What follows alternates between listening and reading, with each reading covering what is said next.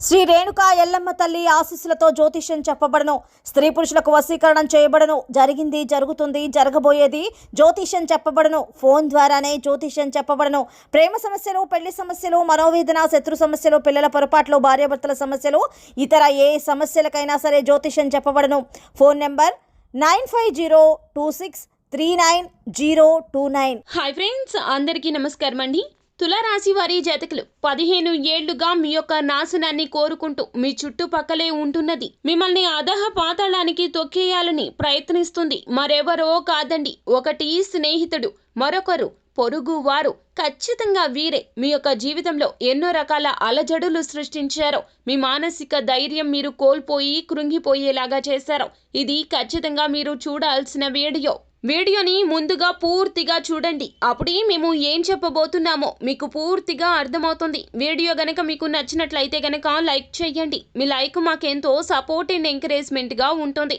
ఇక మనము ఆలస్యం చేయకుండా వీడియోలోకి వచ్చేద్దాం. తులారాశి వారి జాతకులు, మీ ఇంటిని సర్వనాశనం చేయడానికి వీరే ఎక్కువగా ప్రయత్నిస్తున్నారు. వీరి యొక్క నరదృష్టి తీవ్రతే మీ యొక్క జీవితంలో ఎన్నో రకాల నాశనాలకు మూల కారణమయ్యిందంటే అతిశయోక్తి అస్సలు కానే కాదు. మీరు బాగున్నారన్నా, బాగా సంపాదిస్తున్నారు అన్నా, ఉన్నత స్థితికి చేరుకుంటున్నారు అన్నా కూడాను వీరి యొక్క పాత్ర చాలానే ఉంది. మిమ్మల్ని నాశనం చేయాలని చూసేవారి లిస్టులో వీరిదే ప్రధాన పాత్ర అని చెప్పాలి. మొదటగా మీ స్నేహితుడు అంటే అందరూ కాదండి, అందరూ మీ యొక్క శత్రువులు అని చెప్పడం లేదు.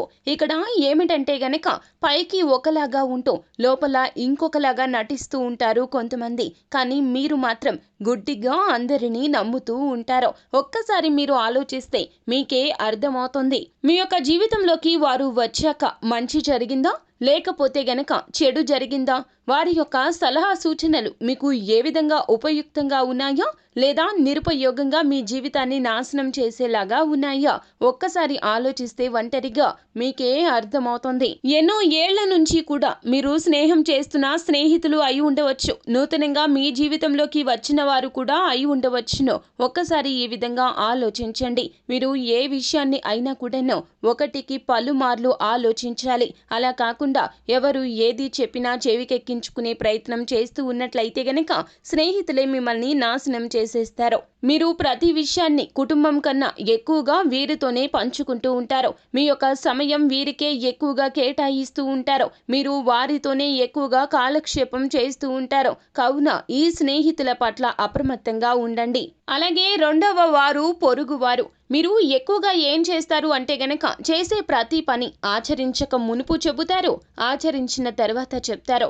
ఏదైనా మీకు గొప్పగా జరిగింది అంటే గనక గోరంత దాన్ని కొండంతగా చేసి చెప్తూ ఉంటారు. అంటే షో ఆఫ్ మాటలు మాట్లాడుతూ ఉంటారు. మాకు అంత ఉంది, ఇంత ఉంది, అక్కడ ఉంది, ఇక్కడ ఉంది, ఎన్నో రకాలుగా మాకు లబ్ధి చేకూరుతుంది, ఇక మా జీవితంలో కష్టాలే లేవు, అస్సలు రావు అన్నట్లుగా మాట్లాడుతూ ఉంటారు. ఇలాంటి మాటలు మీ పొరుగు వారితోనే ఎక్కువగా చెప్తూ ఉంటారు. తత్ఫలితంగా వారి యొక్క నరదృష్టి మీ జీవితం మొత్తాన్ని కూడా నాశనం చేస్తుంది. తత్ఫలితంగా వారి యొక్క నరదృష్టి మీ మీద అధికంగా ఉంటుంది. మీరు కాలు కదిపినా కూడా వారి దృష్టి అంతా మీ మీదే ఉంటుంది. అసూయ, ద్వేషం ఎక్కువగా ఉంటుంది. జీవితంలో పై స్థాయికి మీరు వెళ్ళడం అస్సలు వారు జీర్ణించుకోలేకపోతారు. కనుక మీరు ఏది చేస్తున్నా రహస్యంగా చేయండి. ఎవ్వరికి అతి చేసి చెప్పొద్దు. ఈ యొక్క తత్వాన్ని మానుకునే ప్రయత్నం చేస్తే మీ జీవితం బాగుంటుంది. దాదాపు 15 ఏళ్ల నుంచి కూడా మీ జీవితాన్ని సర్వనాశనం చేస్తున్న వారు కావాలని చేయకపోవచ్చును. కానీ వారి యొక్క కను దృష్టి మీ యొక్క జీవితాన్ని నాశనం చేస్తుంది. ఈ విషయం అర్థం చేసుకోండి.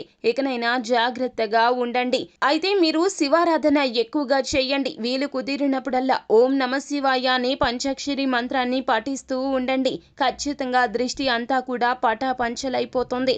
అంతా మంచి జరుగుతుంది. శుభం భూయాత్. సో ఫ్రెండ్స్, చూసారు కదా, ఈ వీడియో గనక మీకు నచ్చినట్లయితే గనక లైక్ చేయండి. మరిన్ని వీడియోస్ కోసం మా ఛానల్ ని సబ్స్క్రైబ్ చేసుకుని పక్కనే ఉన్న బెల్ ఐకాన్ లో ఆల్ ట్యాప్ చేయడాన్ని మాత్రం అస్సలు మర్చిపోవద్దు.